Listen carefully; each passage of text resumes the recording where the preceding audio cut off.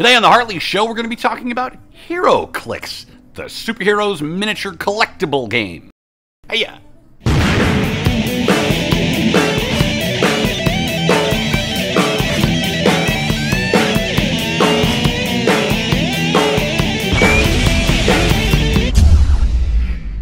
Now, Heroclix started off as a fantasy game called Maid's Night, and the basic concept behind Heroclix is really precipitated off the concept of the combat dial. The idea being that basically your character's character sheet is entirely encapsulated in this dial at the bottom.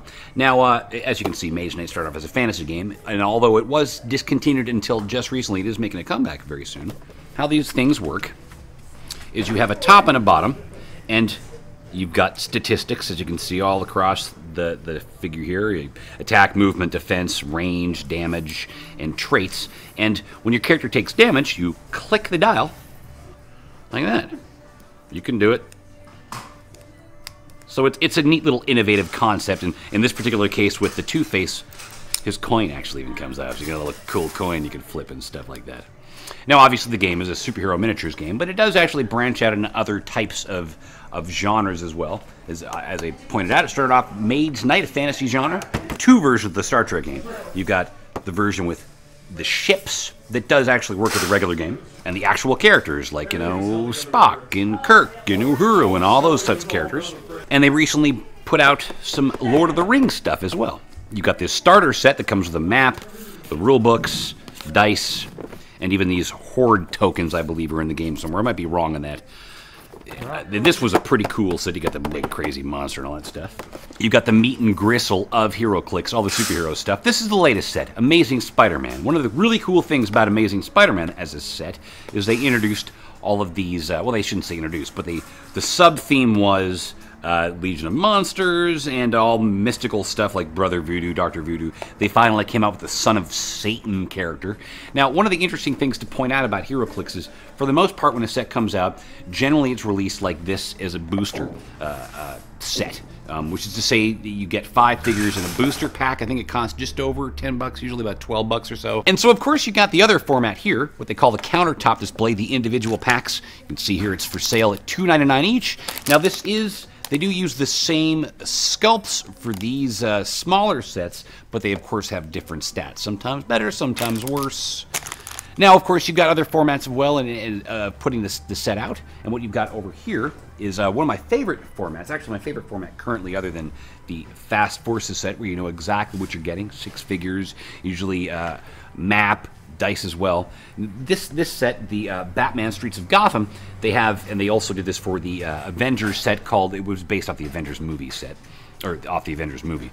The Streets of Gotham, this particular format, that is my favorite right now, where you've got a set that also includes what they call team packs. A team pack has 3 figures in it that are all associated with one another. The only other set they've done this for so far is the Avengers movie set, but so far this is actually my favorite format. Usually the sets are a little bit smaller and easier to collect for that matter. The team packs in the Batman Streets of Gotham also included some vehicles. They had a Bat Cycle, a Robin Cycle, and a motorcycle for cops, a Gotham City police cruiser. A great set, this Batman Streets of Gotham set, and like I said, easier to collect. And as I mentioned also, the Fast Forces set, most sets have them. You've got pretty much everything so far that's come out has had a Fast Forces set, other than the Amazing Spider-Man set. Another big part of Heroclix is the tournament scene, and these two items, you got the Batman's Utility Belt and the Infinity Gauntlet, are part of the tournament circuit. You get these for free for participating in events, and then as the events go on, you get add-ons, the Infinity Gems, and the Batman Utility Belt items. And at these events, of course, there's also figures as prizes as well. In the case of the Batman events, the Batman No Man's Land events, you've got, for instance, your Ultimate Clayface. And for the Infinity Gauntlet events, you had these figures: Adam Warlock, the Champion, Gardener, Taraxia. Of course, at the end of the Infinity Gauntlet events, there was a giant Thanos as a prize, and at the end of the Batman events, there's a giant Bat Cave. Little known fact, I'm in the opening credits of Watchmen, and the guy who plays Mothman not only bit me, but cracked my rib. Hey, it's time for viewer mail again. So we got Peter PSM3 asks, as a fan as well as a fellow follically challenged man, if you had hair, how would you style it? That's a pretty good question. I think I would shave it all off. Next up, Tom asks, who do you think would win in a fight, Wood God or Jon Stewart? Also, should it be televised? Well, this is an interesting question, Tom, because first off, which Jon Stewart? Are we talking Daily Show Jon Stewart or Green Lantern Jon Stewart? If it was Daily Show Jon Stewart, I'd have to go with Wood God because that guy's kind of old and frail and teeny and Hartley, I just got a text that it is Jon Stewart, the talk show host. Oh, he's dead. And televised, oh, yeah, that'd be fun to watch Jon Stewart get his ass kicked. Next up, we've got Trevor Rudolph, who writes in, Hartley, love the show. Other than masturbation, it's my favorite Wednesday morning activity. Thanks for the wood. You're welcome. And that's freaky. Next up, we have Dee, who writes in, so you're married, right? If your wife was a superhero, what would be your power and who would be your archenemy? Well, come on, let's be honest here. Her power is clearly putting up with me, and her archenemy is, maybe her own brain, because she's married to me. Next up, we've got Bert121, who asks, I bet my pal Ernie that in an MMA fight, Batman's Alfred could take Superman's Jimmy Olsen. Who would you bet on? Gotta go, it's past my bedtime. Well, Bert, that's a good question. It depends, again, on which version of Alfred you're talking about and which version of Jimmy Olsen you're talking about. If we're talking Jack Kirby's Man of Action Jimmy Olsen, Alfred's done. But if we're talking like badass Earth 1 graphic novel Alfred, well, he would win out probably over all of them except for maybe Jimmy Olsen, Man of Action. What's the final answer then? I'm moving on. Next up, Stella asks, hi Hartley, I love comic books and superhero stuff. My boyfriend calls me a nerd. Should I dump him or just kick the crap out of him? Your call. I think your best possible course of action is to beat the crap out of him and then dump him, and then maybe get back with him again and then beat him up and dump him again. And she can call me at 555-3575. Barry over there. Barry's a lonely man. Barry's lonely. So don't forget, by all means, to please tweet us and email us at the address here-ish, sort of down here somewhere. We'd love to talk to you. So today, coming from my vault, we've got this. It's what I think is the best thing Frank Miller ever did. Elektra Lives Again. Now, the classic storyline back in the day that introduced Elektra to the Daredevil comics via Frank Miller, she died off in the end. She was killed, and they tried to resurrect her, and it didn't take, or so he thought. As it turns out, she comes back in this story. Now, you might notice if you take a look at this bad boy that this is busted up.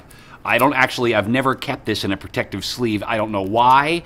There's something about badass Frank Miller comic that's always made me feel like putting this in plastic would somehow be sacrilegious. And frankly, I think it works with the book. I mean, this is badass comic stuff.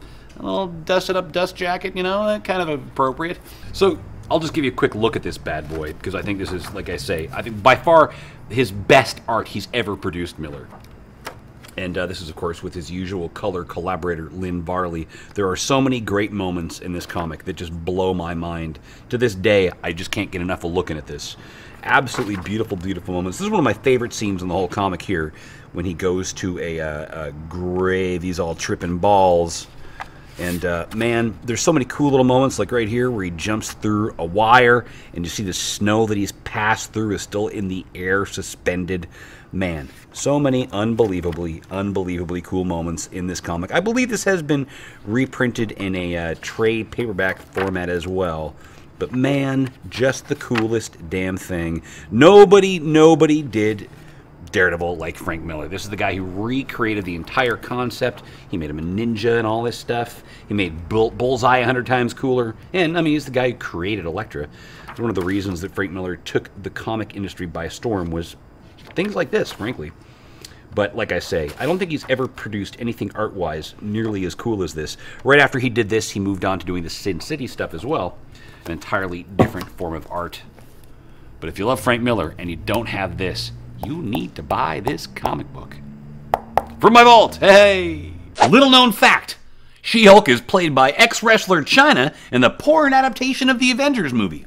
And it's not pretty. So there you have it, Heroclix. If you are interested in your local tournament scene, just go to your comic store and ask them, and they'll send you in the right direction, I'm sure.